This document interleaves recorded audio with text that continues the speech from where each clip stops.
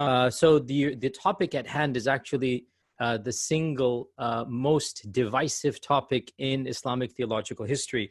As any student of Islamic theology is intimately aware, the one issue that is the most discussed issue in Islamic theology, and the one issue that divides the entire spectrum of Islamic sectarianism, is the issue of...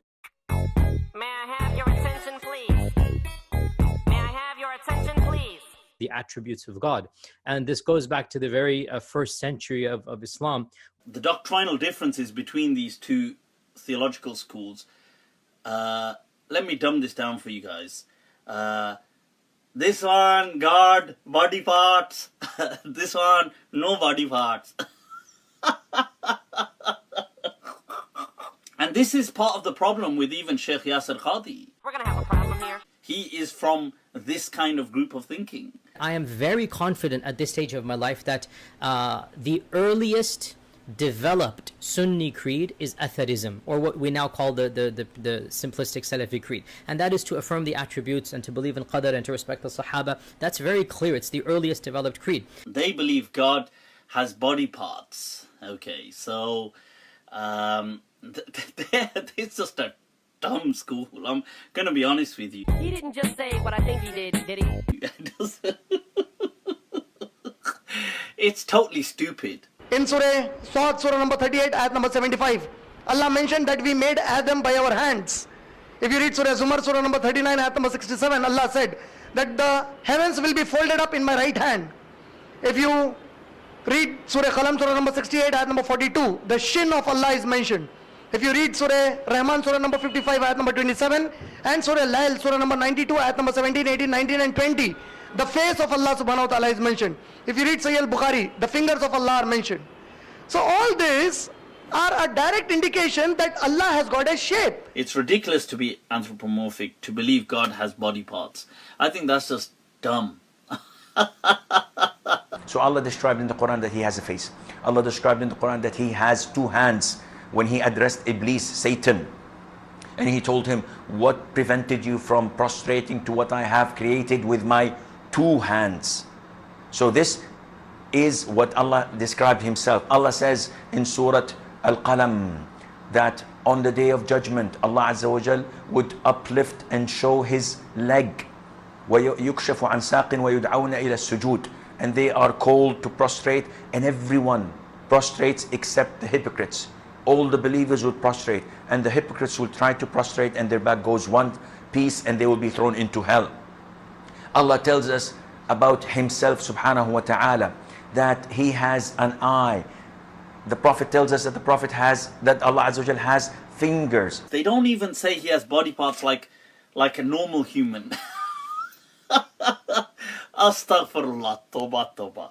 They give Him deformed body parts. I'm not making this up. They believe in stupid things like... The Quran says that Allah has one eye, and another ayah says He has multiple eyes.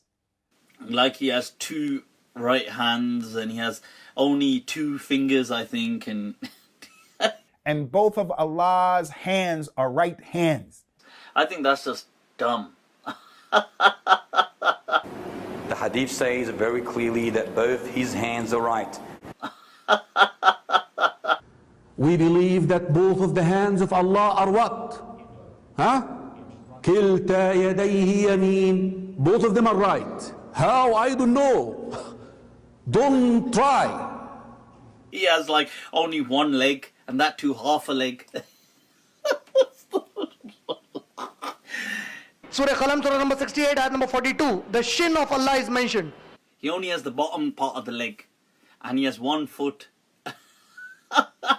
The saq here refers to Allah's shin, so He has a leg. On the day of judgment, Allah Azza wa Jal would uplift and show His leg. Just distorted. It's like, what the hell are you creating? Stop it, you're torturing us. They have, honestly, that is not, that they've got some picture of some kind of a gremlin. This is not God. They haven't found God yet. And then the sickos say, don't imagine it. And you're like, it's a bit late for that, mate. How? I don't know. Don't try. It's a bit late for that, mate. Allah subhanahu wa ta'ala is beyond your imagination and above anything that you can visualize or imagine.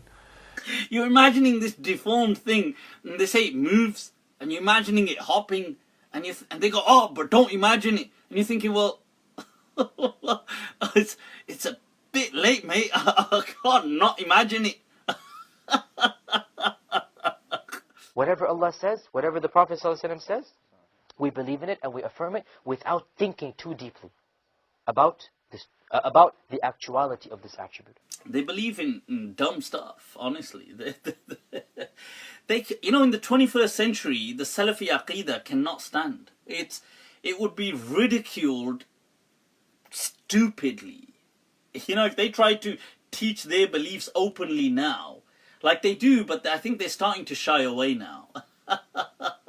In fact, I think it is high time that we take a fresh look at this controversy, despite the fact that from within the Islamic tradition, it goes back to the very beginnings of this religion by a century. Not the very beginnings, but 1 century after the beginnings, despite the fact that people think that this issue has been there, done that, and everything has been solved and everything has been discussed.